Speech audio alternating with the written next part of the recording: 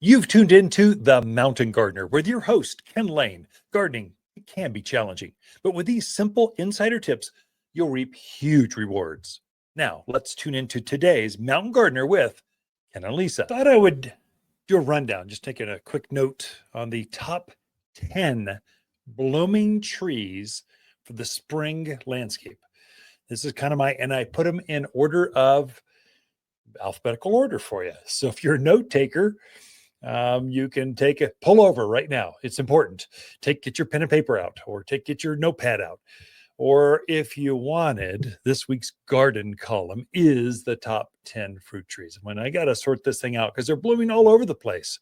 People are coming in with pictures going, hey, what's this? Ooh, what's this? What is this? Let me just tell them what they are. And number one, consistent, low care tree, blooms in late spring through summer, is a chaste tree, or vitex, V-I-T-E-X, vitex, or chaste tree. It's a short tree, gets purple, kind of blue flowers at the top of it.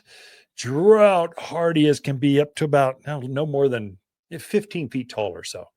Many times it comes vase shaped. In fact, usually it goes wild, kind of a vase shaped, multi-stemmed, bigger tree, big canopy, but stunning. If you want pollinators, you want butterflies, if you want more bees and helping the pollinators, that's the one. Chaste tree is fantastic for that.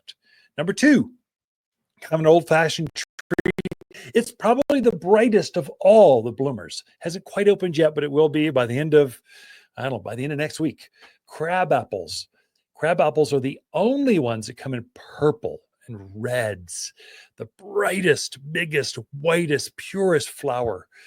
They have the just intense color. Now, your grandparents grew crab apples. They'd actually make crab apple jams and jellies, but we've bred all the fruit out, and there might be a marble-sized fruit on most of these ornamental crab apples, which are quite cute. They're quite pretty, but the flowers are so intense. And crab apples are crazy deep-rooted. So they're very low care, easy to grow. They're not going to be high water use.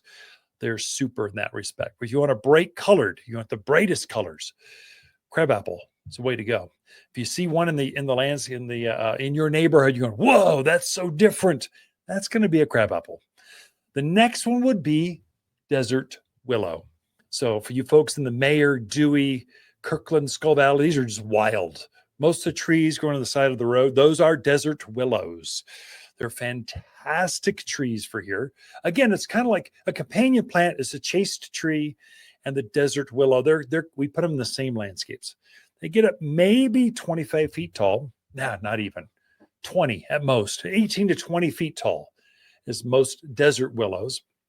Has a willow-shaped leaf, kind of a long, it's not really a willow tree, so it's very low water use. But it's got this beautiful kind of orchid-shaped flower on it. Covers the entire tree. If you want more hummingbirds, that's your tree. Hummingbirds they cannot resist desert willows. They love them.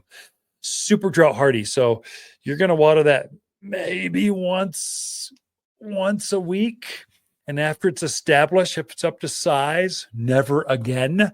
Maybe when it's blooming, you'll keep the fruit. I mean, if you give it some water, it'll put more nectar, so you'll have more hummingbirds and butterflies, but generally super low care. Again, they're natives. They just grow wild out there in the landscapes and in the forest, in the side of the road.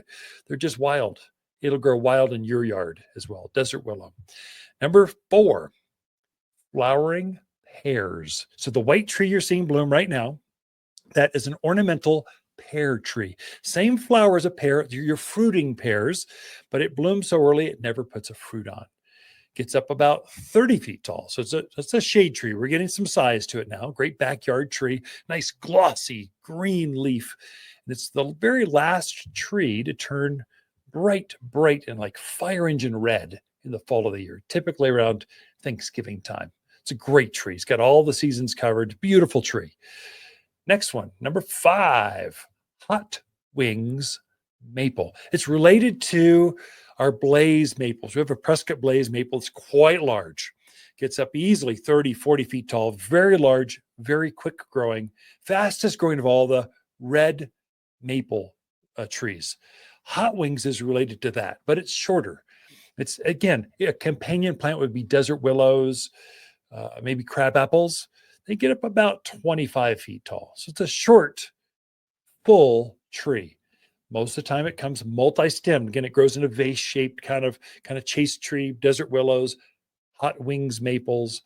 What its claim to fame is, it's got little winged seed pods that are flaming like bright, intense, like burgundy, the deepest burgundy wine you can think of. That's the color of the seed pods. And they're just quite striking, but very deep rooted. So it's very low water use. So it's a great plant for here. If you want something different, hot wings maple, or you folks in the Midwest, you know right what it is. Well, it's a shorter tree that has this bright kind of red flower to it. Thus, hot wings, that's the name. Number 6, purple leaf plum. Probably the number one seller. Kind of overdone many times. I mean, purple leaf plum, the foliage is going to be purple, but the flowers when they first opened up are pink. So most of the trees you see blooming pink right now, or have been in bloom for the last week or two, those are purple leaf plums. They have a lighter colored pink to them, and then it'll bloom for maybe 3-4 weeks, about a month or so, and then this purple foliage starts rolling in on the tree, and then it just has this nice purple foliage to it. Another one that's about to bloom is number 7. It's got a deeper, richer pink flower to it, and the foliage is not purple; it's green. It's redbud or cercis, Cersis. It's redbud is the common name. Has a heart-shaped flower kind of leaf to it, but the flowers are bright pink, muted pink to bright, almost flirting with fuchsia kind of red flowers. Quite hardy. There is a native variety called Mexican redbud that grows wild here, but all the redbuds, they're native to North America, throughout North America. They're all equally as hardy. That's going to be a short tree up to maybe at most kind of just shy of 20 feet, 15 to 20 feet, kind of nice umbrella shape to it. Again, hummingbirds and butterflies are going to really like you for planting redbuds in the yard. And so are your Xerxscape. They're firewise. There's a lot going on with them. They're great plants for the mountains of Arizona. Great plants. Number 8, Saucer Magnolia. So magnolias actually thrive here. They do really well. They can get some size to them. So they'll be in that mid-20s, 25 foot or so. There's different varieties. So Saucer Magnolia is a white blooming one. It's got a real lacy white flower to it. It's shorter, typically around 18 to 20 feet. The bigger varieties can get there. You'll get the pinks and the reds and the purple flowers. These are deciduous magnolias. They lose their leaves in the winter. They're the hardiest of all the magnolia families. That one, they get a little taller. So in that mid-20s. There is actually a hardy variety of Southern Magnolia. You folks from the south, deep south, you're going to love that. It's got the evergreen foliage. It's called Ulta. Now, Ulta Magnolia. It's a direct cousin of the evergreen Southern Magnolia, but it's much tougher, much more robust. Great big white flower to it, very fragrant like all magnolias do. But it's both, either one. All the varieties of magnolias grow here, do really well. Number 9, Serviceberry. There's a native it's a variation of, it's not really a cherry, it's not a purple leaf plum, it's something in between. Real white flower to it.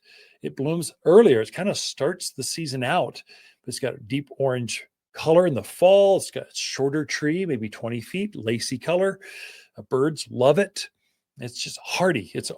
There's a native variety of that tree. So if you're into natives, that's the one, Serviceberry. And lastly, I'll leave you with weeping cherry. If you true gardeners, you like your just decorative weeping varieties, there's a weeping cherry that grows out there. It's native to, it's because of the native one that grows wild, or purple leaf plum. They're all the same relationship to each other, they're all going to do equally as well. And then I put together a Pinterest board. If you go to our website, hit the Pinterest button, the very top board is, I just put those and a few more that you're seeing bloom out in the landscape. So I'll take a picture of that. I'll post to the board. I'll take a picture of that. I'll post to the board. And so take a look at that. If you're into Pinterest, you'll love it. If you don't know what I'm talking about, ignore it, move on. So that's the top 10 trees for the mountains of Arizona. Let me go run down real quick. You've got number 1, you've got Chaste Tree. Number 2, Crabapples. Number 3, Desert Willows. Then flowering pears. Then hot wings maple, purple leaf plums, redbuds, Saucer Magnolias, Serviceberries, and weeping cherry. Water's Garden companion plants of the month are lilac, poppy, purple plum, and our white night candy tuft. Masses of fragrant white flowers cover mounds of perennial green foliage. Extreme heat and cold tolerant, this award winner repeatedly blooms without deadheading for super easy care. Butterflies, bees, hummingbirds are going to love your backyard again. White Night Candy Tuft can only be found at Waters Garden Center, 1815 Iron Springs Road in Prescott. For a more fruitful garden, increased success in the landscape that just feels better, then tune in daily to the Mountain Gardener podcast. Subscribe through your favorite podcast streamer or visit watersgardencenter.com. Better yet, visit me directly right here at Waters Garden Center. Thanks for tuning in.